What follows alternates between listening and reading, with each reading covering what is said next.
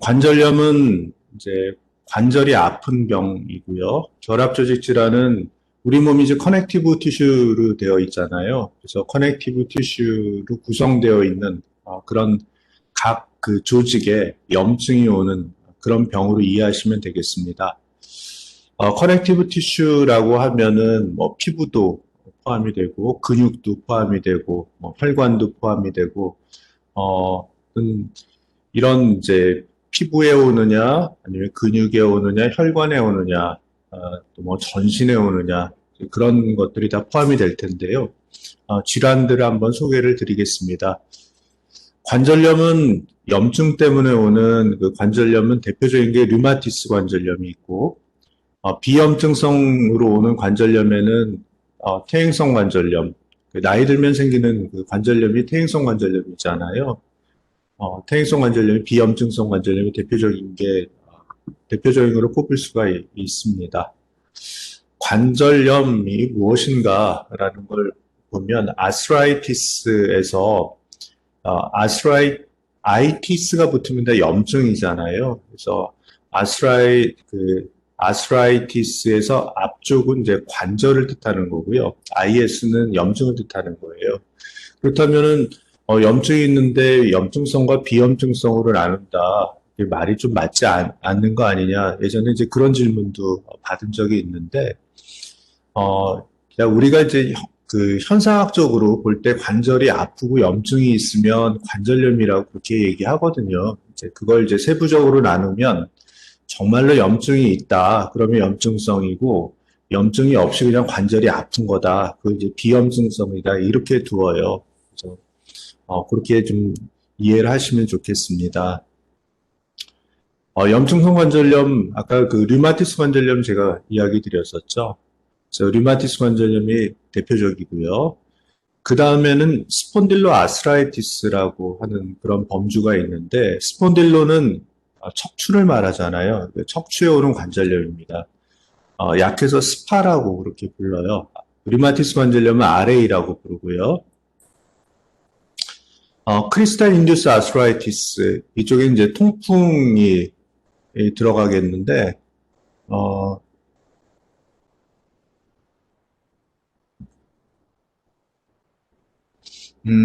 통풍이라는 병 이 안에 들어가겠고요. 그 다음에 인펙셔스 아스라이티스 그래서 감염 때문에 생기는 그런 그 관절염이 됩니다. 그래서 류마티스 관절염, 그다음에 척추 관절염, 통풍 관절염, 감염 관절염 이렇게 크게 네 범주로 나누고 척추 관절염에는 그 앵킬로징 스폰딜라이티스, 소리아틱 아스라이티스, 인플라메이터리 바울 디지즈 릴레이트 아스라이티스, 리액티브 아스라이티스 한 또 네 가지가 더 들어가요. 이제 앵킬로징 스폰딜라이티스라고 하는 병을 이제 세부 강론으로 해서 여러분들이 이제 배우게 될 텐데 이제 12월 31일 날 우리 류마티스 그 강의가 있는데요. 이때는 관절염보다는 그 결합조직 질환, 커넥티브 티슈 디지즈에서 배우고 관절염은 2학년 때 근골격계 질환을 하면서 나올 텐데 그때 아마 다루게 될 거예요. 오늘은 이제 세부까지는 들어가지 않을 거고요. 이 병이 어떤 병인가라는 것만, 개념만 제가 좀 잡아드릴게요. 앵킬로징은 이제 강직된다 그런 뜻이고, 스폰딜로 아스라이티스는 척추가 강직된다. 그래서 우리말로 강직 척추염이라고 해요. 척추, 버테브라 그 바디, 위하고 아래가 다 붙어버려요. 그래서, 몸이 유연성이 확 떨어지죠. 뻣뻣하게 아마 보일 거예요, 사람이. 두 번째는 이제 소리아틱 아스라이티스인데, 이거는 이제 건선이 있는 환자한테 오는 아스라이티스고요. 소리아틱 아스라이티스가 왜 스폰딜로 아스라이티스 쪽에 속하나 하면, 많은 환자분들이 척추 쪽에 염증을 같이 앓거든요. 그래서 범주가 소리아틱 아스라이티스가 스폰딜로 아스라이티스 쪽에 들어가고요. 인플라메이터리 바울 디즈 릴레이트 아스라이티스, 이제 크론병이나 얼서러티브 콜라이티스, 배양성 대장염, 크론병 이런 병에 동반된 아스라이티스인데 역시 척추관절염을 잘 동반을 해요. 리액티브 아스트라이티스도 척추관절염을 잘 동반을 하죠. 이 스폰딜라 아스트라이티스가 오는 분의 어떤 그 제네틱한 그런 텐던시가 있는데 HLA라는 유전자 있잖아요. HLA B27 가지고 있는 환자분들이 많이 있으세요. 다음 파트는 이제 크리스탈 인듀스 아스트라이티스인데 통풍 얘기 들어보셨어요? 통풍 환자들이 크리스탈 인듀스 아스트라이티스 쪽에 많이 들어가요. 그래서 여기는 이제 통풍이 가우트고 CCPD라는 거는 어떤 크리스탈 이름인데요. CPPD라는 어떤 크리스탈 때문에 생기는 아스트라이티스예요.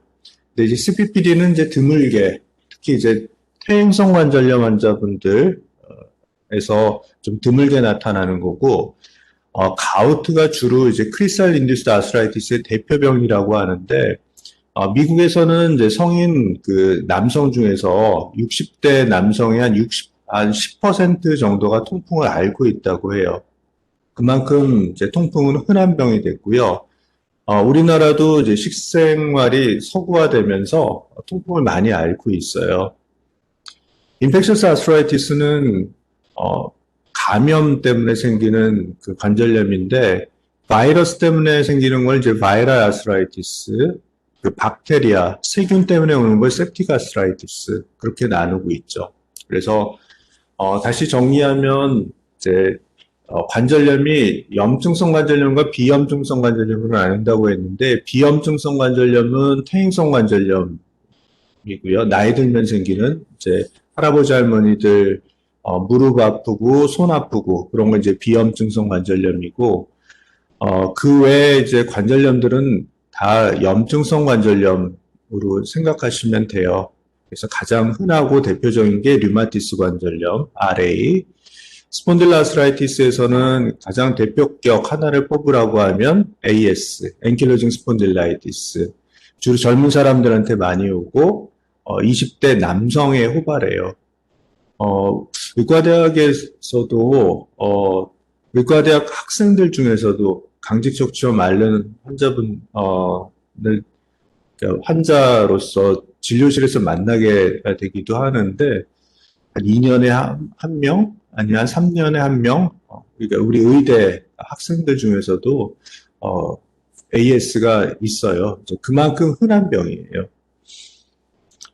가우트는 60대 남성분들 매우 흔하다고 제가 얘기 들었는데 아마 주변에 그 통풍 때문에 고생하시는 분들 아마 있으실 거예요. 결합조직 질환으로 넘어갈게요. 시스테믹 루푸스 에리세마토시스, 시스테믹 스클레로시스, 인플라메토리 마이오사이티스, 베스큘라이티스, 안티포스포리피드 신드롬, 슈그렌. 6가지 병이 이제 대표적인데 시스테믹 루푸스 에리테마토시스가 아마도 가장 그 결합조직 질환을 대표하는 질환이라고 생각할 수 있는데 정말 머리끝부터 발끝까지 루푸스가 침범하지 않는 그런 장기나 조직은 없어요. 시스테믹 스클레로시스는 그 딱딱해지는 병인데요. 피부나 내부 장기가 그 경화가 돼요.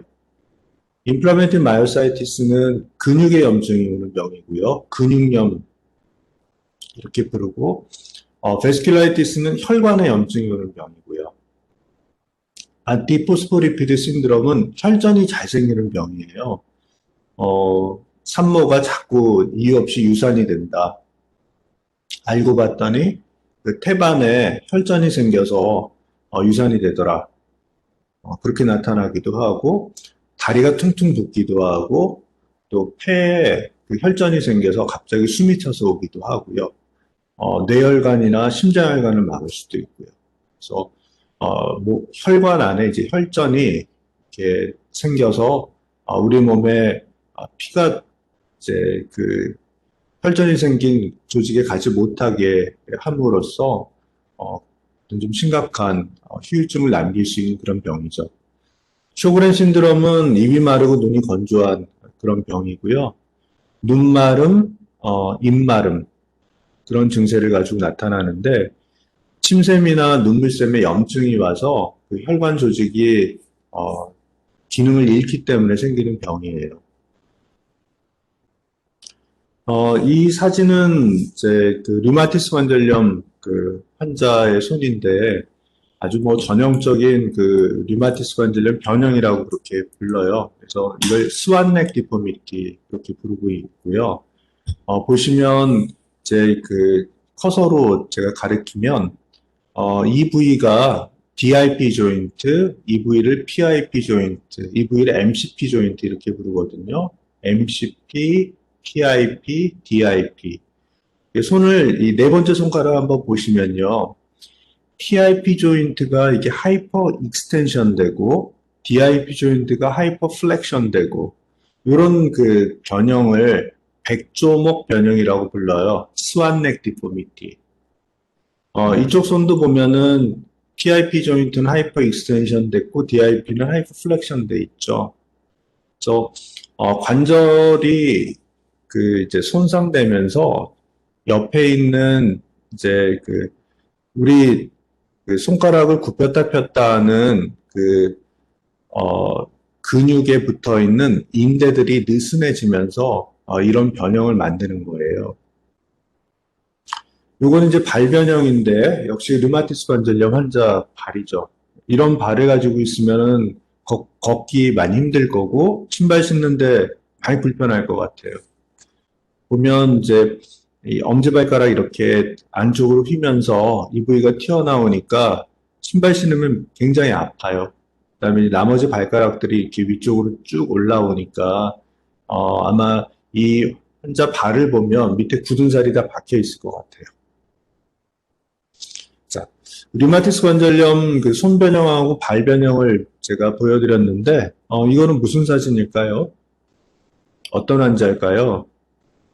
네, 통풍 환자예요. 통풍 환자는 엄지발가락 부위에 염증 많이 호소하는데요. 엄지발가락 MTP 조인트잖아요. 이 부위가 이렇게 퉁퉁 부어요.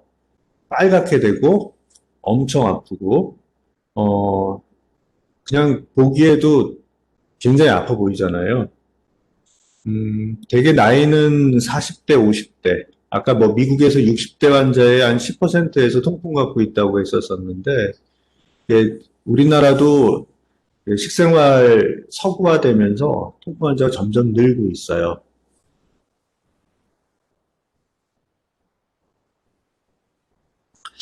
통풍 이라는 병은 이제 성인 남성에게 많이 오는데, 뚱뚱하고 뭐 고혈압, 당뇨, 고지혈증 그런 이제 심혈관계 그 질환의 리스크를 가지고 있는 사람이 많은데 통풍은 대부분 보면 이제 대사증후군 환자들이 많이 갖고 있어요. 그래서 유산 수치도 높고 콜레스테롤도 높고 HDL 콜레스테롤 낮고 또 그 복부 비만 그런 분들에게 많이 오죠. 하여튼 이 병은 굉장히 아파요. 무지무지 아파요. 그래서 이제 통풍이라고 불러요. 통풍이라는 거는 이제 아플 통자, 바람 풍자를 쓰는데 바람이 스쳐 지나가도 아프다.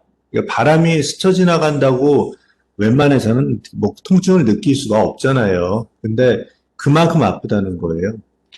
하여튼 전에는 이제 그 왕의 병이라고 했었었죠. 왕들이 잘 먹고 잘 살았으니까 비만하고 또 고기, 뭐 술, 포도주 이런 거 많이 먹었잖아요.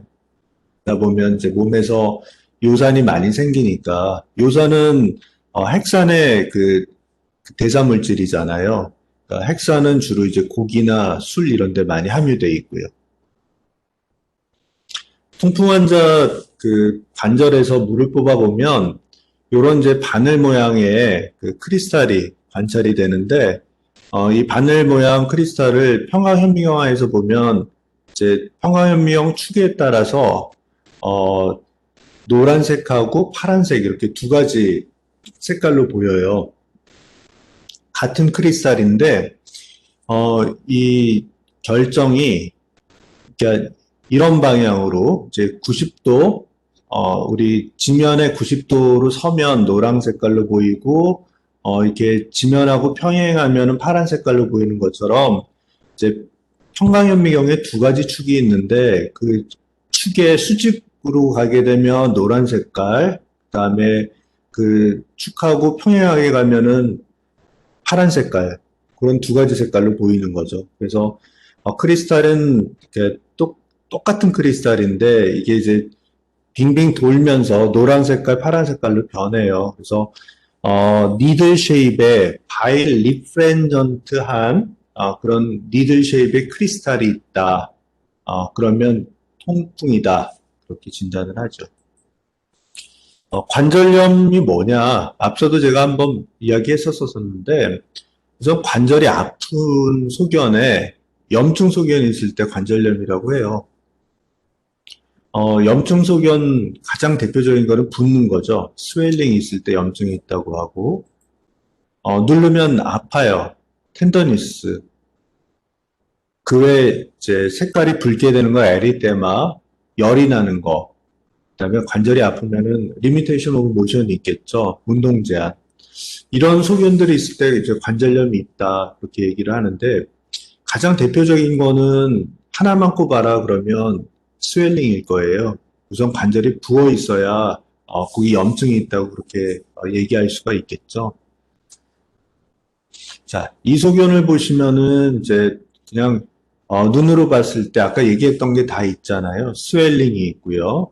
에리테마가 있고 아마 이렇게 누르면 이 관절을 누르면 아프다. 그게 이제 텐더니스고요.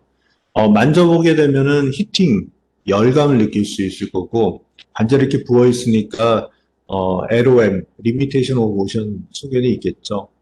이런데 이게 손인데 손에 그 MCP 조인트, MCP 조인트에 인플라메이션이 있다. 그래서 아스라이티스가 있다. 그렇게 얘기할 수 있어요. 관절 구조를 보시면 그 말단에 카틸리지가 있죠. 그리고 카틸리지 그 사이에 윤활액이 흐르는데 그 윤활액을 만드는 거는 이제 시노비움이고요. 그다음에 관절을 주위에 둘러싸고 있는 조인 캡슐이 있고 그 텐던. 텐던은 이제 근육이 그 조인 캡슐에 붙는 끝부분이 이제 텐던이 되겠죠. 그래서 이런 그 부분들 하나하나가 다 관절염의 어떤 통증 원인이 돼요. 그래서 보면 이제 카틸리지에 문제가 생기는 거는 퇴행성 관절염이고요.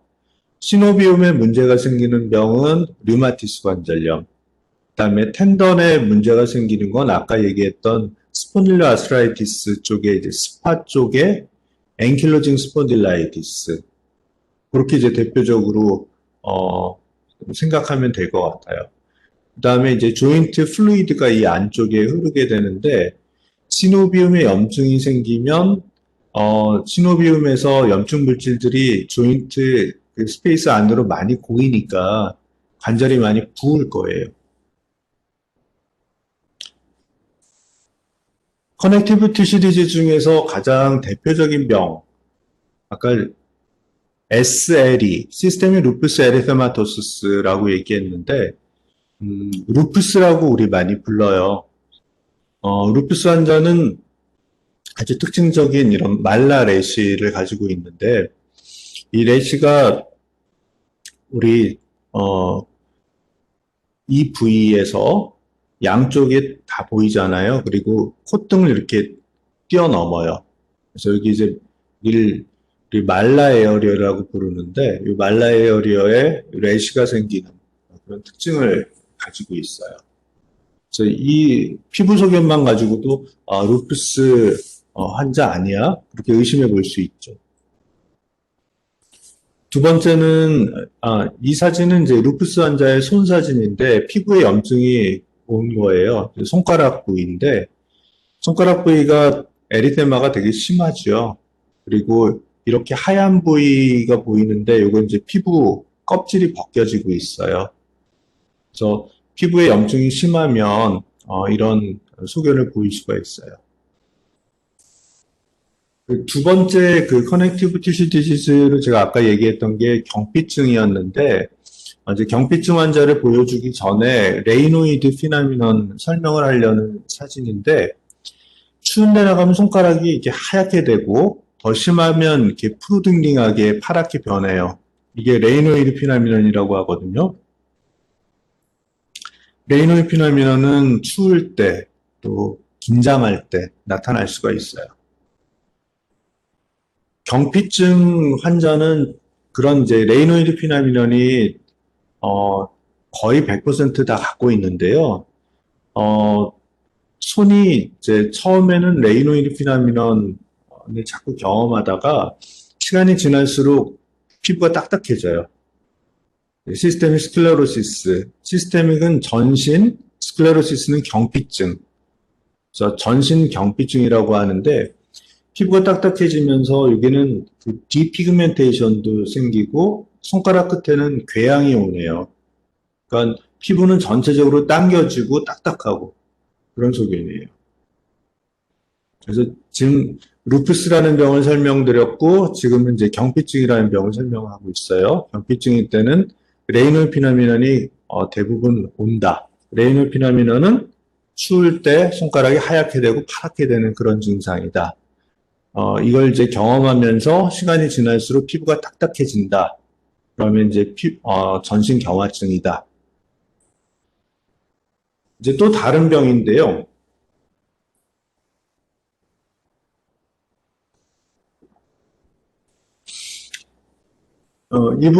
이 환자분의 특징은 위쪽 눈꺼풀에 있어요. 상안검.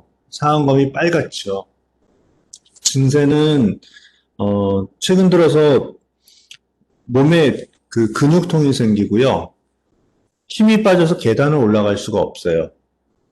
앉았다 일어나는 게 힘들고, 무거운 짐을 들기가 힘들고, 그러니까 근육이 아프고, 근육에 힘이 빠지고, 근육염이에요. 염증성 근육염인데, 이 더마토마이오사이티스라는 병은 근육에 염증이 오면서 피부 병변이 나타난다 해서 더마토마이오사이티스라고 그렇게 명명하는데 인플라메이터리 마이오사이티스의 한 종류죠. 이 상안검 쪽이 이렇게 붉게 되는 걸 헬리오트롭 래시라고 그렇게 불러요. 그래서 아까 루푸스 때는 말라 래시, 더마토마이오사이티스 때는 헬리오트롭 래시. 이게 병을 진단하는데 굉장히 중요한 단서가 돼요. 더마토마이오사이티스 환자 손인데요. 고트론스 파퓰이라고 MCP 조인트하고 PIP 조인트를 보면 이렇게 붉게 되면서 피부 껍질이 벗겨지면 이렇게 하얗게 보여요. 이제 붉은 그 반점과 함께 그 에피더미스에 염증이 생겨서 그 부위가 벗겨지면 이렇게 하얗게 보이는 이런 소견이 있을 때 고트론스 파퓰이라고 해요. 그래서 앞서 헬리오트롭 레이시하고 고트론스 파퓰을 보여주고 이 환자는 아주 특징적인 피부 병변이 있는데 뭐 근육통이 있고 최근 들어서 근육에 힘이 많이 빠졌다. 전신 위압감이 있었다. 어떤 병을 의심하느냐? 그럼 이제 더마토마이오사이티스다. 이렇게 맞출 수가 있겠죠. 이건 아까 봤던 사진이죠. 류마티스 관절염, 스완넥 디포미티 소견이고요. 스완넥 디포미티, PIP 조인트가 하이퍼 익스텐션, DIP 조인트가 하이퍼 플렉션.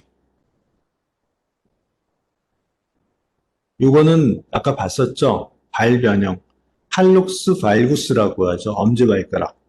이렇게 밖으로 나가는 거. 이제 할룩스 발구스 변형이다고 그렇게 얘기하죠. 류마티스 관절염 엑스레이예요. 류마티스 관절염이 왜 그런 변형이 오느냐?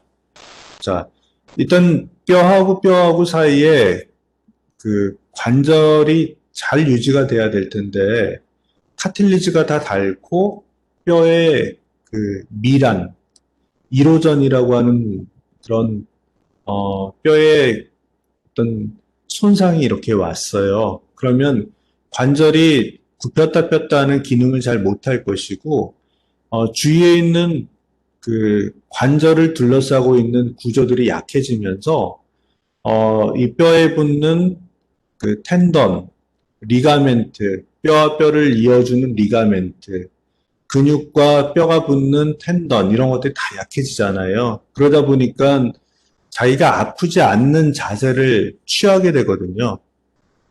아프니까 어떤 자세는 피하게 되고 아주 편안한 그런 자세를 자기가 찾게 되는데 그 상태에서 관절이 굳어버리는 거예요. 그래서 아까 같은 스와넥 디포미티 이렇게 만들어지죠. 이 손은 어, 농촌봉사 활동을 가거나 그러면 이제 많이 볼 수 있는 손인데요. 손이 아파서 왔는데 음, 손가락을 보면은 제일 끝에 마디 DIP 조인트하고 PIB 조인트가 많이 부어 있어요. 자, 이 병은 뭘까라고 그 제가 질문을 한다면 뭐 어떤 병을 좀 생각해 봐야 될까요? 류마티스 관절염하고는 좀 달라요. 아까 봤던 류마티스 관절염은 아주 심한 변형을 제가 보여드렸던 건데 류마티스 관절염은 이 PIP 조인트하고 MCP 조인트 리스트가 많이 오고요. 염증이. 이 병은 DIP 조인트가 주로 오는 병인데 끝에 보면은 이렇게 마디가 굵어져 있어요. 무슨 병일까요? 퇴행성 관절염이에요. 퇴행성 관절염은 어, 비염증성 관절염이라고 이야기 드렸죠. 그 관절이 커지긴 하는데 뼈가 자라는 거예요. 염증이 아니고 염증 덩어리가 아니라 뼈가 자라는 그런 퇴행성 변화에 의해서 뼈가 자라는 그런 병을 골관절염, 퇴행성 관절염이라고 그렇게 부르죠. 요 그 끝에 그 DIP 조인트에 이렇게 붉어지는 걸 허버던스 노드라고 그렇게 부르고 엑스레이 찍어보면은 이렇게 뼈가 이렇게 자라 있는 모습을 볼 수가 있어요. 요거를 허버던스 노드 이렇게 부르죠. OA의 특징적인 소견이고요. 64세 여자 환자분이고요. 무릎이 아파서 오셨는데 그런 안장다리 변형을 갖고 있어요. 엑스레이 찍어보면은 뼈하고 뼈 사이에 있는 그 카틸리지, 연골이 다 닳아서 보이질 않고 아까 앞서 봤던 것처럼 뼈가 이렇게 많이 자라고 있어요. 이건 퇴행성 관절염이죠. 또 다른 병인데 이렇게 발이 굉장히 많이 아파서 왔어요. 엄지발가락, 둘째 발가락 이 부위가 얼얼하다고 하고요. 그뭐 바늘을 찌르듯이 그렇게 아프다고 얘기를 했는데 보니까 피부에 이렇게 붉은 반점들이 쫙 나 있어요. 무슨 병일까요? 혈관염입니다. 그래서 혈관에 염증이 오는 혈관염 환자고 아주 말초에 있는 모세혈관에 염증이 생겨서 모세혈관이 이게 다 터져가지고 이렇게 붉게 보여요. 이걸 의학적 용어로 펄퓨라 이렇게 부르죠. 자, 그래서 그 이제 그 사실은 류마티스 관절염 그 전체적으로 관절염과 결합조직 질환 이렇게 나뉜다고 했었었고 관절염과 결합조직 질환으로 나뉘어서 관절염에는 비염증성, 염증성 관절염이 있다. 염증성에는 RA, AS, 가우트 이런 병이 대표적이고 어, 커넥티브 티슈 디지즈에는 SLE, 시스템 스클레로시스, 베스큘라이티스, 안티포스포리피드 신드롬, 쇼그렌 이런 병이 있다.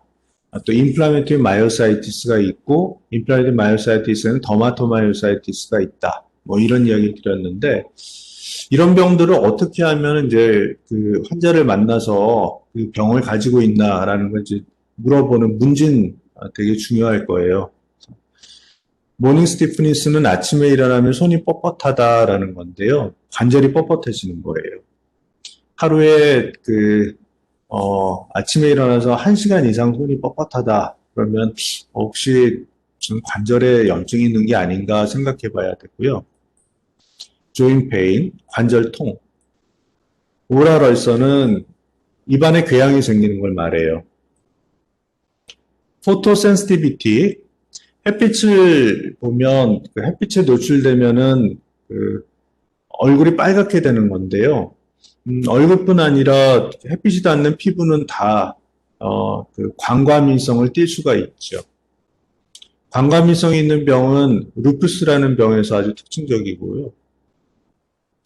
레이노이드 피나미너는 추울 때 손이 하얗게 되는 그런 증세라고 했는데 아까 얘기했던 이제 경피증 환자에서 레이노이드 피나민이 나타나고 경피증 외에도 그 루푸스 그다음에 쇼그렌 병에서도 올 수 있어요. 머슬 위크니스는 인플라메토리 마이오사이티스 때 올 수 있는데 근력이 많이 떨어진다. 보통 이제 몸이 쇠약해지면은 그 어떤 근육 약화가 따라오잖아요. 그거하고 좀 다른 건 확실히 그 허벅지 근육이나 또 그 어깨 주위에 있는 근육에 침범이 많기 때문에 그쪽 근육이 어떤 약화 속이 뚜렷해져요. 뭐 예를 들면 층계로 올라가기 힘들다든지 바닥에 있는 물건을 올리기가 힘들다든지 뭐 그런 소견이 있죠. 입이 마르고 눈이 건조한 그런 증세도 있고요. 이건 이제 쇼그렌일 때 이럴 수가 있고요. 스킨래시 아까 제가 소개해드렸던 말라래시, 헬리오트롭 래시, 그다음에 펄퓨라 이런 소견들이 있는지 환자들에게 이제 문진을 통해서 물어보고 그런 소견이 있으면 류마티스 병이 있는 거 아니야라고 의심해 볼 수 있어요. 여기까지가 이제 제가 그 병에 대해서 그다음에 아주 대표적인 병과 또 이런 환자분들은 뭘 물어봐야 되나 하는 문진소견에 대해서 이야기를 좀 드렸어요.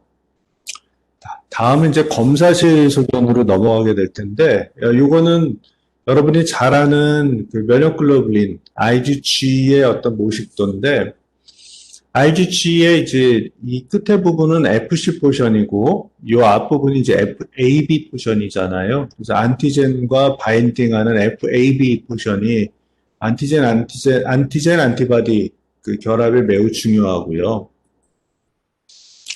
우리 몸에 이제 오토 안티바디가 존재하는데, 오토 안티바디는 이제 자기 몸을 인식해서, 몸에서 만들어지는, 그러니까 자기 몸의 자기 몸의 일부분을 인식해서, 존재하는 항체다, 해서 몸에 다 해로울 거라고 생각하거든요. 근데 우리 몸에는 패소제닉 오토 안티바디가 있지만, 오토 안티젠에 대한 안티바디가 존재하지만 병적이지 않은 상태에서 존재하는 그런 항체도 있고요. 또 하나, 어릴 때부터 내추럴하게 만들어지는 안티바디가 존재해요. 이 내추럴 안티바디라고 하는데, 이 내추럴 오토 안티바디는 굉장히 몸에서 중요해요. 우리 오토 안티바디가 존재하면은 다 나쁠 거라고만 생각하는데요. 우리 몸에 있는 패소제닉 오토 안티바디보다 내추럴 오토 안티바디가 훨씬 많아요. 어떤 바이러스가 몸에 들어왔다. 그러면 내추럴 오토 안티바디가 바로 가서 그 바이러스를 쏴버려요. 또 몸에 어떤 그 메타볼라이트가 만들어지면 그걸 이제 내추럴 오토 안티바디가 가서 붙으면서 몸에서 깨끗하게 잘 청소될 수 있도록 그렇게 도와주죠. 그래서 에이팝토틱 셀들이 죽어가는 데 있어서 우리 몸에서 클리어런스 메커니즘이 작동을 해야 되는데 내추럴 오토 안티바디가 매우 중요하게 역할을 하고 있어요.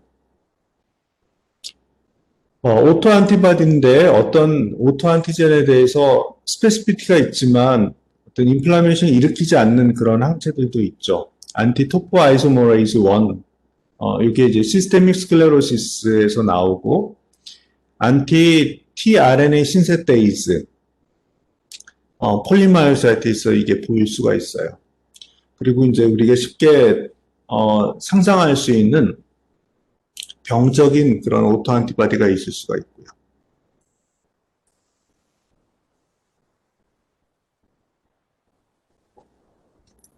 우리 몸에 정말 많은 그 오토안티바디가 존재할 텐데, 그 오토안티바디를 혈액 검사를 통해 가지고 알려면 굉장히 많은 검사들을 해야 되잖아요.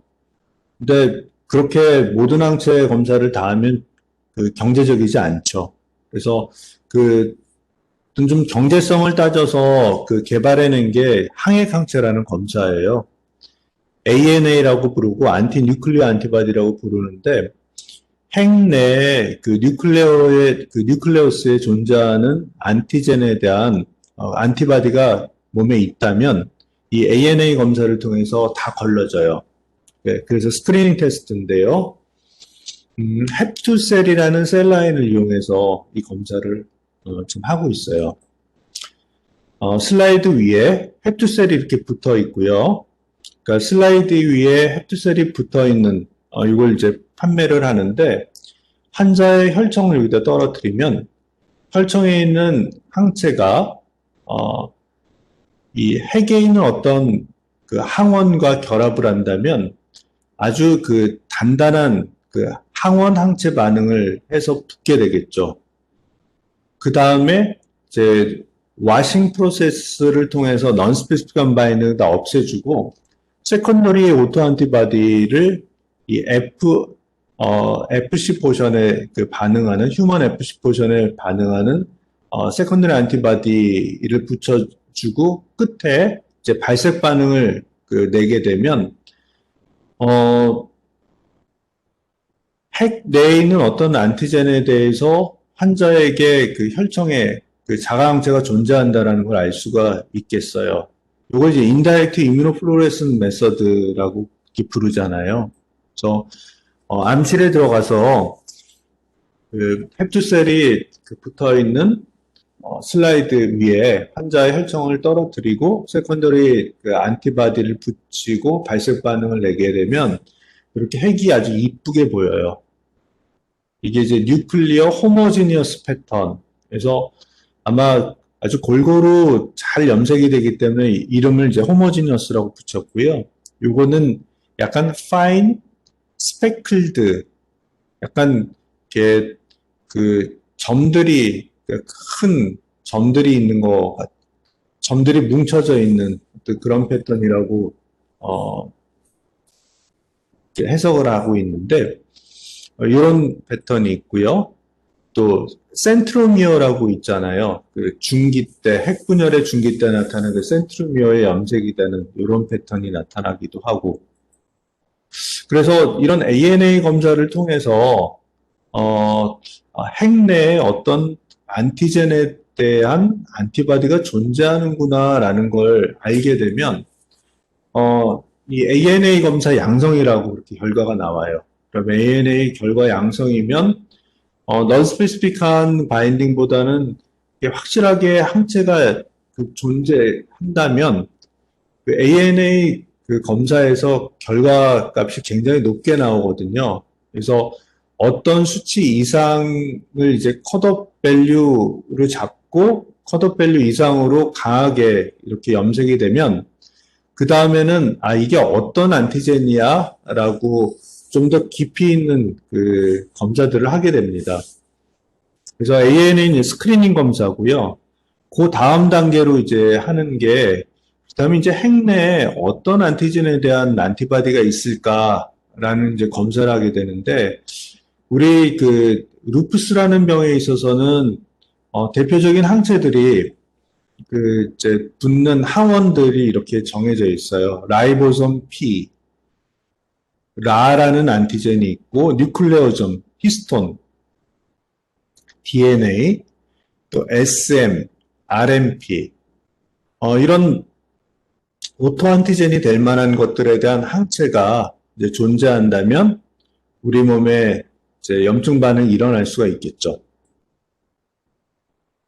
그래서 뉴클레어 안티젠에 대한 안티바디가 이제 현재까지 밝혀진 것들을 쭉 이렇게 정리를 해보면 DNA에 대해서, 히스톤에 대해서 SM, RMP, 로라, SCA70, 센트로미어 이런 안티젠에 대한 안티바디가 존재를 하는데 각각의 병에서 뭐 더블스탠드 DNA에 대한 안티바디가 존재한다. 루푸스의 마커 안티바디라고 이야기하거든요. 뭐 히스톤에 대한 안티바디가 존재한다. 그러면 드러그 인듀스드 루푸스 에리테마토시스를 생각해 볼 수 있고 SM, 루푸스, 그다음에 RMP, 이거는 MCTD라는 병이 있어요. MCTD. 로라, 슈그렌이라는 병을 좀 생각해야 되고요. SCA70은 디퓨즈 스클레로더마라는 병을 생각해 보게 되죠. 그래서 이런 어떤 항원에 대한 항체가 존재하느냐에 따라서 이제 병을 진단하는 그런 마커로 사용할 수가 있어요. 지금까지는 이제 항액 항체에 대해서 이야기를 했었고, 다음은 이제 류마티스 인자라는 검사를 얘기할 텐데, 우리 건강검진 받으면은 류마티스 인자 검사를 꼭 하거든요. 그래서 류마티스 인자 검사가 양성으로 나오면, 류마티스 관절염, 혹시 아니야? 라고 생각하게 돼요. 그래서 류마티스 인자에 대해서 잠깐 보면, 류마티스 인자 중에서 IgM 타입의 그 류마티스 인자, 류마토이드 팩터가 이렇게 생겼어요. 근데 이 IgM 타입의 류마토이드 팩터하고 이제 IgG 타입의 류마토이드 팩터가 있는데 둘 다 반응하는 거는 이 FAB 포션을 보시면 몸에 있는 IgG의 FC 포션을 인식하는 그런 자연항체예요. 그러니까 이게 어떤 특별한 스페시픽한 안티젠에 대해서 붙는 항체가 아니고 몸에 있는 IgG FC 포션에 반응하는 그런 자가항체를 다 그 류마토이드 팩터라고 지금 부르고 있어요. 그러다 보니까 이제 류마티스 관절염에서 류마토이드 팩터가 나온다. 라는 게 류마티스 관절염에서만 과연 나오겠느냐. 뭐 그렇게 생각해 볼 수가 있죠. 자, 무슨 얘기고 하면 류마티스 인자는 류마티스 관절염에 스페시픽하지 않다는 거예요. 그 제너럴 파퓰레이션에서 나올 수가 있어요. 나이가 들면 더 많이 생겨요. 왜냐하면 IgG FC 포션에 대해서 넌스페시픽하게 반응하는 그냥 자연항체니까요. 류마티스 관절염 환자의 75%에서 80%가 류마티스 인자가 양성이고요. 류마티스 인자가 양성인 그런 환자들을 이제 시로 파지티브, 류마티스 인자가 음성인 환자를 시로 네가티브 그렇게 지금 부르고 있고, 류마티스 인자는 그 류마티스 관절염 환자에서 나오기는 하지만 질병 활성도를 잘 반영하지는 못해요. 그러니까 류마티스 인자가 100이다. 류마티스 인자가 30인 환자보다 그 환자의 질병 활성도가 더 높으냐. 그렇게 말할 수 없다는 뜻이에요. 그런데 류마티스 인자가 진단 당시에 굉장히 높았다. 이 환자는 예후가 별로 좋지 않을 거다. 그렇게 알려져 있어요. 그래서 류마티스 인자가 처음에 진단 당시에 500이었다. 그러면 치료를 하면은 얘가 없어져야 되느냐? 그렇지는 못해요. 그러니까 류마티스 인자가 없어지는 걸 목표로 해서 치료하지 않아요. 이제 그 이야기는 질병 활성도하고는 연관성이 없지만 진단에는 매우 중요하다. 하지만 넌스페시픽하기 때문에 류마티스 인자가 나온다고 해서 다 류마티스 관절염은 아니다. 또 심지어 류마티스 관절염 환자 중에서 75에서 80%에서만 류마티스 인자가 나온다. 나오지 않는 환자는 시로 네가티브, 혈청 음성 류마티스 관절염이라고 하고 나오는 환자는 시로 파지티브 RA라고 한다. 센시티비티와 스페시피티를 이제 정리를 해보면 이 왼쪽에 나열되어 있는 병 모두에서 류마티스 인자가 나올 수가 있고요. 컷오프 밸류를 15로 잡느냐, 50으로 잡느냐, 100으로 잡느냐에 따라서 이 류마티스 관절염, 류마티스 인자하고 조금 더 연관이 있다고 하고 더 많이 나오는 병은 그대로 남을 거고 컷오프 밸류가 높아지더라도 그렇지 않은 경우에는 이제 넌스페시픽하게 나오는 경우는 다 없어지겠죠. 그래서 하이 타이터로 그 어떤 컷오프 밸류를 잡아도 계속 나오는 병은 류마티스 관절염하고 쇼그렌이라는 병에는 류마티스 인자가 나와요. 그래서 이런 부분 때문에 류마티스 관절염 진단하는데 요즘 더 많이 쓰는 게 CCP 항체예요.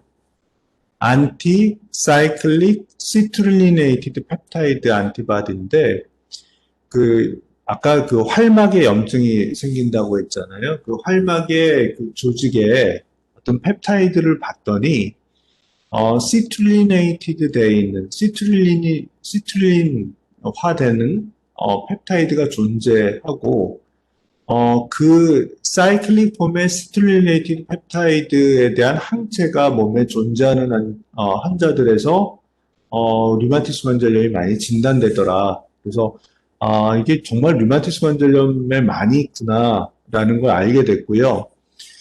실제 이제 여러 연구를 통해서 스페시피티가 92에서 98%까지 된다는 걸 알게 됐어요. 그러니까 이제 류마티스 인자보다 훨씬 스페시픽한 그런 검사가 되는 거예요. 아까 류마티스 인자가 나오지 않는 그런 환자들이 있었다고 했는데 그 환자들의 한 35%에서까지 항CCP 항체가 나오고 항CCP 항체는 굉장히 얼리 스테이지에도 나오고요. 항CCP 항체가 높으면 예후가 좋지 않아요. 그래서 예후를 예측하기도 하고 또 항CCP 항체가 있으면 관절의 그 이로전, 미란, 그 파먹는 거 아까 엑스레이에서 제가 보여드렸죠. 그런 미란이 잘 생긴다. 그런 그 예후하고도 연관이 있다고 알려져 있어요. 근데 이제 항CCP 항체가 정말로 유용한 거는 아마도 이 그래프에서 보여주는 그런 부분이 크게 시사한다고 생각되는데 증상이 그 류마티스 관절염 증상이 있는 그 포인트가 0이고요. 이 X축의 왼쪽으로 갈수록 증상이 있기 전에 2년 전, 4년 전, 6년 전, 10년 전이에요. 그러니까 증상이 있을 때 안티-CCP 항체가 한 70% 환자에서 나오는데요. 증상이 없을 때도 이렇게 항체가 나온다는 거예요. 그러니까 조기 진단하는데 아주 유용하겠죠. 건강검진에서 증세는 없는데 항CCP 항체가 나온다. 그러면 향후에 그 류마티스 관절염으로 이행할 수 있는 어떤 리스크를 갖고 있는 거겠죠. 이제 슬라이드가 거의 그 막판에 왔는데요. ANA는 이제 여러 그 자가항체를 다 스크린하는 그런 검사고, 류마티스 인자하고 항CCP는 류마티스 관절염 진단하는 그런 자가항체라고 하면 지금 이제 마지막으로 소개할 거는 혈관염을 진단하는 데 사용되는 자가항체인데 안카예요. 안티 뉴트로필릭 사이토플라즈믹 안티바디에서 이제 약자를 따온 건데 ANCA 그래서 안카라고 부르고요. 이건 이제 뉴트로필이잖아요. 뉴트로필의 사이토플라즘에 고루 스테인이 되는 거 이제 시안카. 이것도 이제 뉴트로필인데 뉴트로필의 그 핵, 뉴클레우스의 그 페리뉴클리어 스테인이 된다 그러면 피안카. 이제 그렇게 현미경으로 보고 시안카, 피안카 지금 진단을 하고 있어요. 자, 그러면 시안카가 나오는 병은 뭘까? 웨게너라는 병이 아주 대표적이에요. 그리고 시안카의 항원이 뭘까라는 걸 이제 조사를 통해서 알게 됐는데 프로테네이즈 3라는 게 시안카의 항원이 되고요. 피안카는 항원이 마일로페록시데이스였어요. 나중에 이제 밝혀졌는데 그래서 피안카가 나오는 병은 마이크로스코픽 폴리안자이티스, 드러그 인듀스 베스큘라이티스, 척스트라우스 신드롬 이런 병에서 나올 수가 있어요.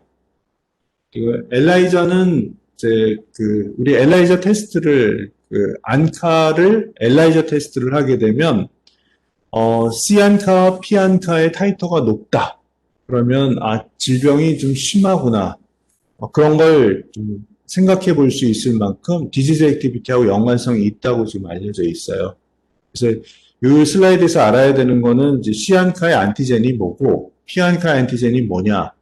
시안카가 주로 나오는 대표적인 그런 혈관염은 뭐가 있고 피안카가 나오는 대표적인 혈관염은 뭐가 있다. 이걸 좀 정리를 하고 암기하고 있으면 좋을 것 같아요. 이제 마지막 슬라이드인데 염증 반응을 반영하는 그 랩 소견에 뭐가 있냐면 ESR-CRP라는 그런 검사가 있어요. ESR은 최근 한 달 정도의 염증 소견을 반영한다면 CRP는 불과 며칠 전에 염증을 반영을 해요. 그러니까 이제 염증이 막 시작됐으면 CRP는 많이 높은데 ESR은 그렇게 높지 않을 수가 있고요. 한 달 전에 감기를 앓았던 환자가 만약에 그 병원에 왔다. 그러면 지금은 증세가 없다면 CRP는 정상인데 ESR은 굉장히 높을 수가 있어요. 그래서 ESR과 CRP는 그렇게 상보적으로 사용을 하고요. 보체 수치를 가지고도 염증이 있다 없다를 볼 수가 있는데 루푸스라는 병에서는 이제 보체가 활성화되니까 염증이 심하면 C3, C4, CH50 그 수치가 굉장히 많이 떨어져요. 그다음에 이제 백혈구 수치가 올라가느냐 내려가느냐에 따라서 병을 구분을 하고요. 에오시노필이나 림포사이트의 개수에 의해서 이게 림포사이토시스가 되느냐, 림포피니아가 되느냐, 또 에오시노필리아가 되느냐, 아니면 에오시노필 카운트가 너무 낮다. 그런 걸 가지고 이제 염증이 있다 없다를 구분을 하고 피 안에서 이제 헤모글로빈 우리 그 헤모글로빈이 낮으면 빈혈이라고 하잖아요. 염증 때도 이제 헤모글로빈이 굉장히 낮아질 수가 있어요. 혈소판 플레이트도 낮아질 수가 있고 또 소변 검사에서는 이제 단백뇨나 혈뇨 이런 검사를 통해서 이게 신장에 염증이 있다 없다 구분을 하게 되죠. 그래서 그 검사실 소견까지 제가 이제 류마티스 영역에서 많이 쓰는 걸 설명을 드렸는데요. 오토안티바디가 있고 스크리닝으로 지금 많이 하는 게 ANA, 류마티스 인자, 안티-CCP, 그 다음에 안카, 그 다음에 염증 반응을 그대로 그 반영을 하기 위해서 또 보는 피검사에는 이제 ESR-CRP가 있고 그 외에도 이제 C3, C4나 WC 카운트나 헤마토크릿, 플레이트릿, 소변 검사 이런 것들을 인플라메이션이 있음과 없음을 이제 구분하는 그런 피검사로 하고 있어요. 장시간 그 강의들하고 수고 많았고요. 혹시 질문 있으시면은 그 질문해 주시면 제가 답해 드리겠습니다. 네, 질문 있으시면은 주세요. 그 채팅으로 올려주셔도 좋고요. 네, 제 강의는 여기까지입니다.